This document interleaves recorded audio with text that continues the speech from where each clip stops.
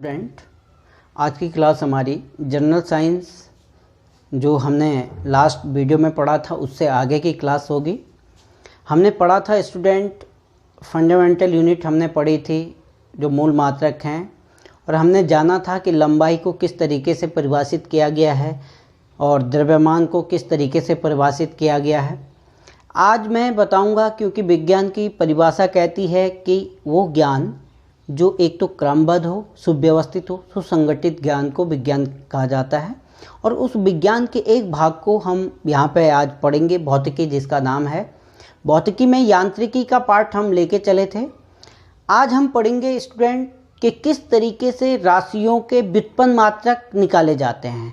व्युत्पन्न मात्रक या कहें कि डिराइव्ड जो यूनिट हैं उनको कैसे फाइंड आउट किया जाएगा। तो याद रखिए स्टूडेंट, सबसे पहले हमें आना चाहिए मूल मात्रक को किस तरीके से रिप्रेजेंट किया जाता है। और मूल मात्रक की जो घातें होती हैं, एक से ज़्यादा घात में हम उसको बना सकते हैं, यानी डिग्री का वो मात्रक हो सकता है। देखिए स्टूडेंट, मैं दो बातें आपको यहाँ पे बताने वाला हूँ। एक तो क्यों विज्ञान को क्रमबद्ध कहा गया है, सुव्यवस्थित क्यों है वो, और सुसंगठित क्यों है। चलिए देखते हैं, हम स्टार्ट करने जा रहे हैं। और इसमें स्टूडेंट याद रखिए, मैं बीमा आपको निकालना सिखा रहा हूँ। बीमा यानी डायमेंशन। जिन छात्रों को डायमेंशन निकालना नहीं आता, एक्चुअली क्या होता है कि जो 10th से 11th में स्टूडेंट जाते हैं तो वहाँ पे डायमेंशन निकालने में प्रॉब्लम क्रिएट होती है। बट जब कंपटीशन में वो चीज़ निकल के आती है तो ज़रूरी नहीं है कि हर बच्चा बैकग्राउंड की साइंस बैकग्राउंड का हो, वहाँ पे आर्ट बैकग्राउंड का भी वो हो सकता है। तो उनके लिए भी मैं बताऊंगा किस तरीके से इसको सॉल्व करेंगे। देखिए स्टूडेंट, सबसे पहले व्युत्पन्न मात्रक क्या होता है। व्युत्पन्न मात्रक, व्युत्पन्न मात्रक होता है कि किन्हीं भी मूल मात्रकों को एक या एक से अधिक मूल मात्रकों को उनकी घात जो होती हैं उनके आधार पर व्यक्त किया जाता है, तो वो आपका होता है व्युत्पन्न मात्रक। देखिए सबसे पहली जो राशि आती है स्टूडेंट, मैं यहाँ पे लिख रहा हूँ विस्थापन। विस्थापन अभी मैं केवल और केवल यहाँ पे आपको फॉर्मुलेट कंडीशन में बताऊंगा। इसको हम परिभाषित अभी आगे करेंगे वन बाय वन को। विस्थापन क्या होता है और वेग क्या होता है, उनको हम परिभाषित करेंगे। देखिए स्टूडेंट, विस्थापन को हम कहते हैं डिस्प्लेसमेंट।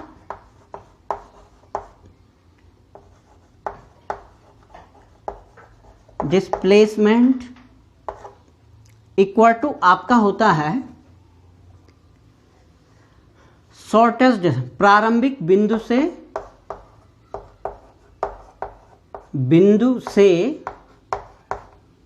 मैंने शॉर्ट में लिखा हुआ, प्रारंभिक बिंदु से अंतिम बिंदु के बीच की दूरी।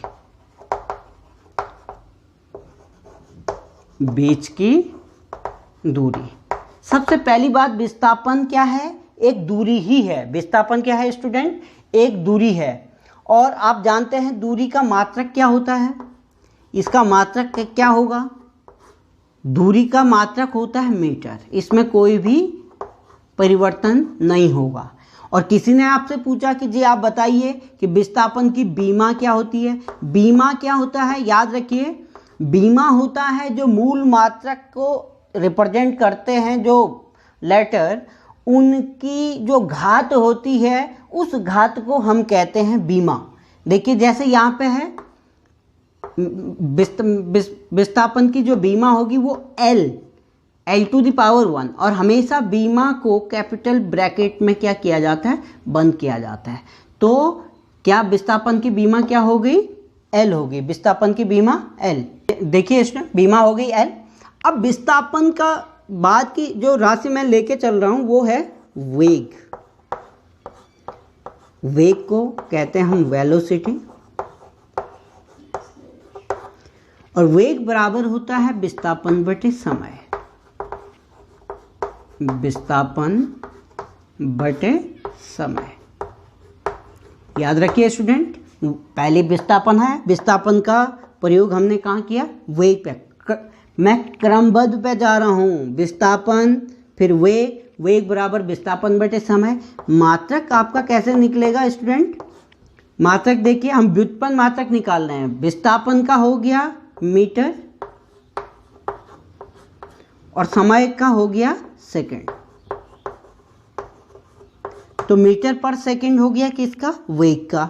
अब इसकी बीमा जो हम निकालेंगे, बीमा कैसे निकलती है? मीटर को एल से प्रदर्शित किया जाता था और सेकंड को टी से। तो देखिए स्टूडेंट, एल टी ऊपर जाएगा, इसकी घात कितनी होगी? ऋण 1 एल टी -1। इसकी क्या होगी? बीमा होगी किसकी? वेग की। तो स्टूडेंट पहले आप ये दो बातें नोट कर दीजिए, आगे हम बढ़ते हैं। कि त्वरण, अब अगला आ गया त्वरण। त्वरण को कहते हैं एक्सेलरेशन। और त्वरण क्या होता है? वेग परिवर्तन बटे समय। वेग में जो परिवर्तन होता है समय के साथ,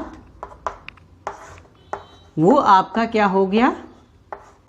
त्वरण। अभी तक देख रहे होंगे स्टूडेंट आप, पहले विस्थापन था, विस्थापन का प्रयोग वेग में हुआ, वेग का प्रयोग त्वरण में हो रहा है। अब देखिए इसका मात्रक कैसे आप निकालते हैं। मात्रक वेग परिवर्तन, देखिए वेग का मात्रक, अब ये आपको याद रखना, वेग का मात्रक क्या था? मीटर पर सेकंड था। और बटे समय का क्या आ गया? सेकंड बटे 1। अब पहली की चौथे के साथ यानी मीटर की 1 के साथ गुणा करेंगे तो क्या आएगा? यहीं पे कर देता हूँ, मीटर ही रहेगा। और समय यानी सेकंड का सेकंड के साथ मल्टीप्लाई करेंगे तो सेकंड का स्क्वायर। अब देखिए स्टूडेंट, ये मात्रक हो गया मीटर पर सेकंड स्क्वायर। अब इसकी बीमा जो हम निकालेंगे, बीमा कैसे निकलेगी? मीटर को तो एल आपने लिखा है और समय को T2। अब इसको एक साथ हम लिखेंगे, एल टी माइनस ऊपर गया तो -2 और एल टी -2 किसकी बीमा आ गई स्टूडेंट? त्वरण की। अब त्वरण का प्रयोग होता है स्टूडेंट किसमें? बल में।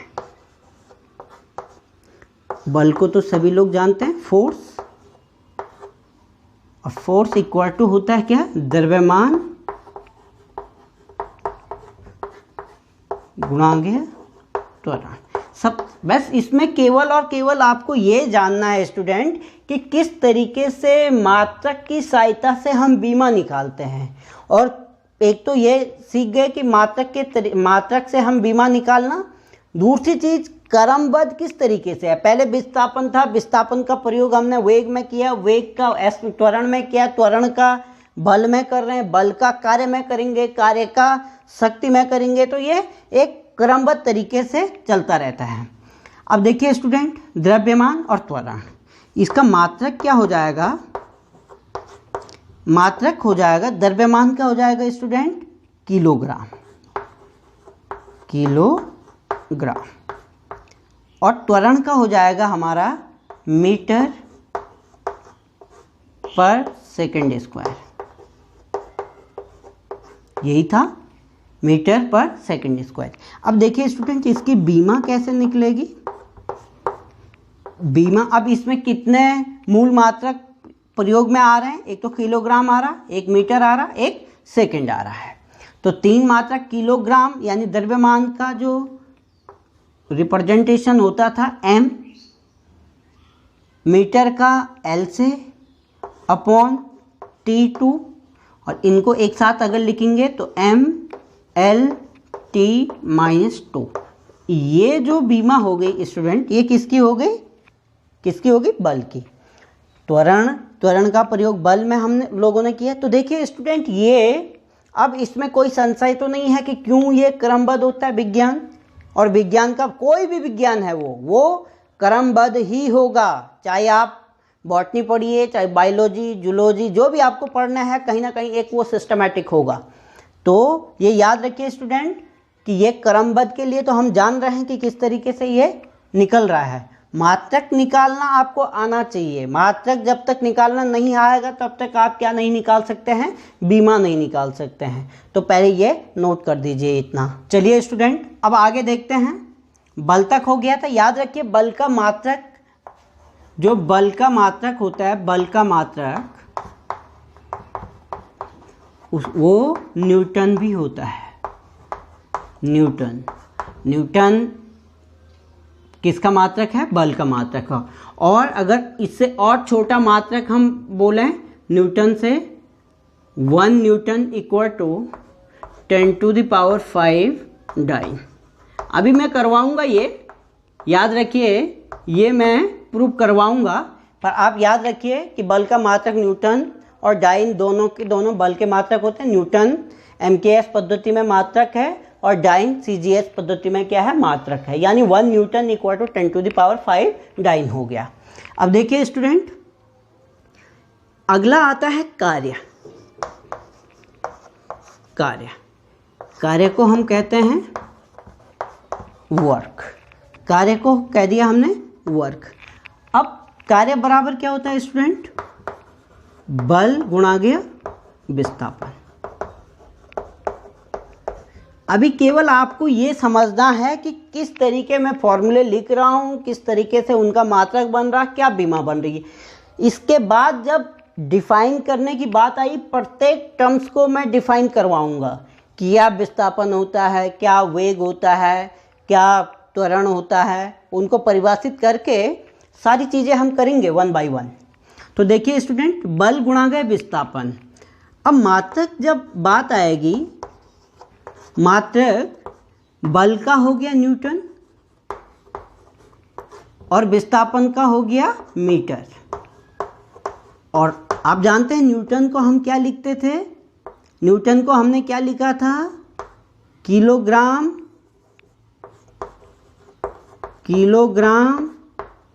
मीटर पर सेकेंड स्क्वायर था किसका, न्यूटन को।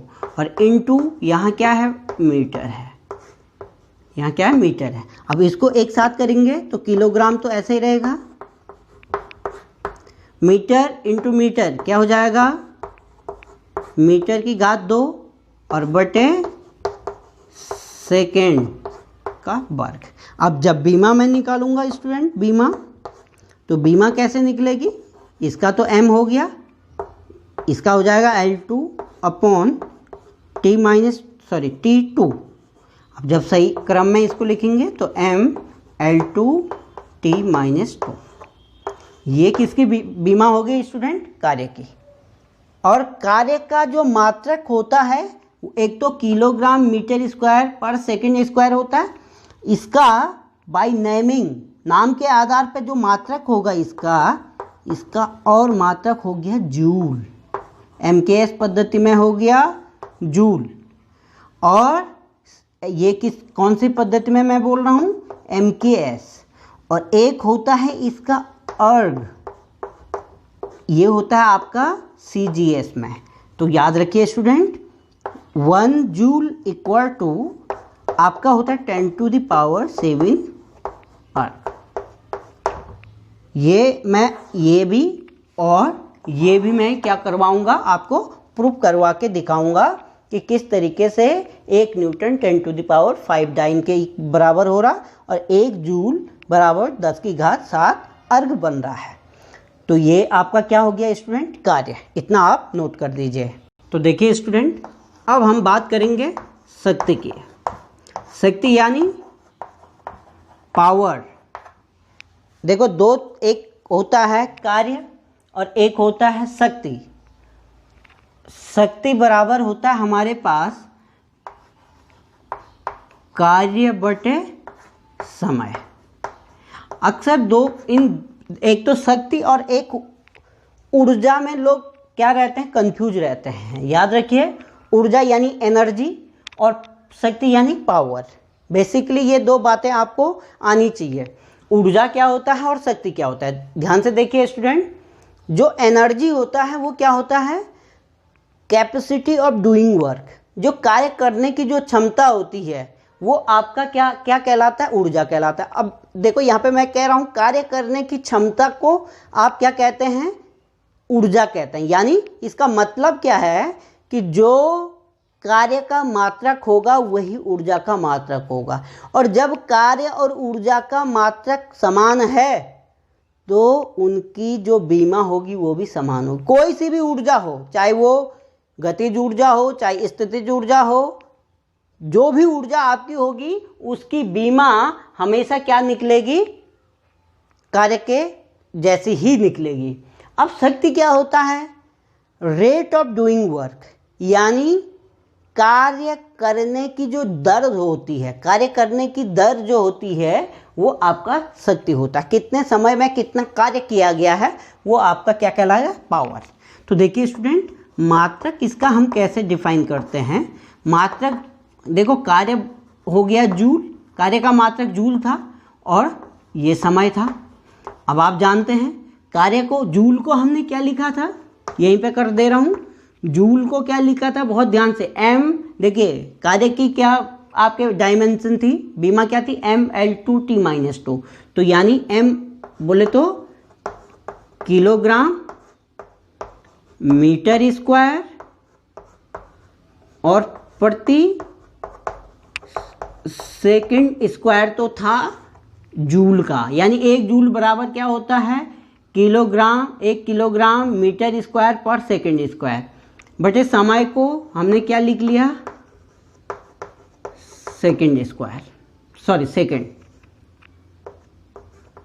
ये लिख लिया। अब देखिए स्टूडेंट कैसे इसको एक साथ करेंगे, किलोग्राम।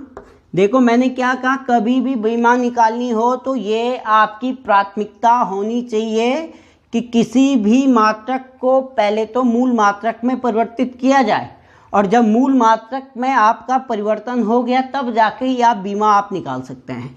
किलोग्राम मीटर स्क्वायर पर, देखिए इसके नीचे 1 होगा तो सेकंड और सेकंड स्क्वायर, सेकंड क्यूब हो जाएगा।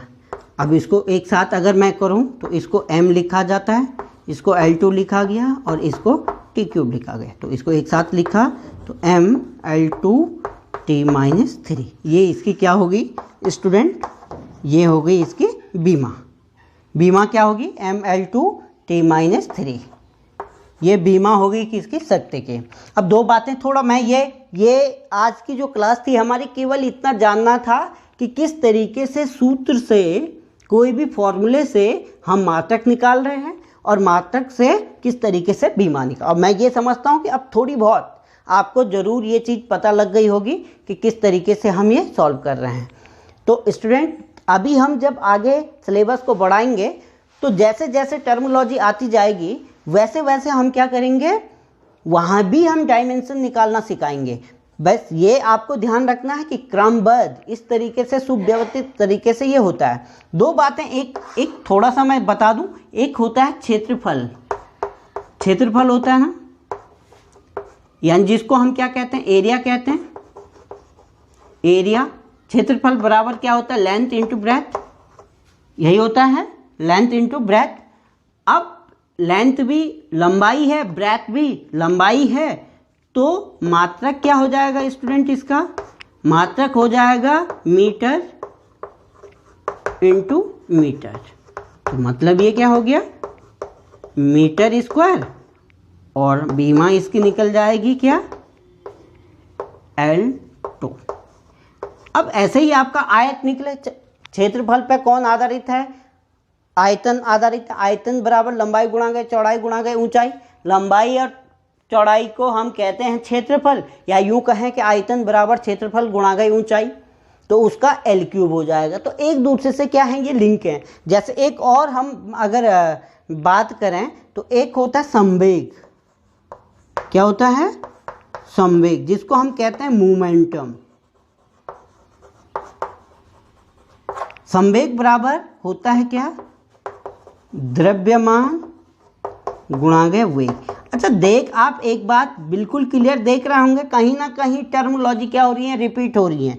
तो एक राशि को ज्ञात करने के लिए दूसरी राशि कहीं ना कहीं आ रही है, तो ये इस तरीके से ये क्या है, सुव्यवस्थित और क्या है, क्रमबद्ध है। इसका देखिए मात्रक क्या हो जाएगा, ये हो गया किलोग्राम,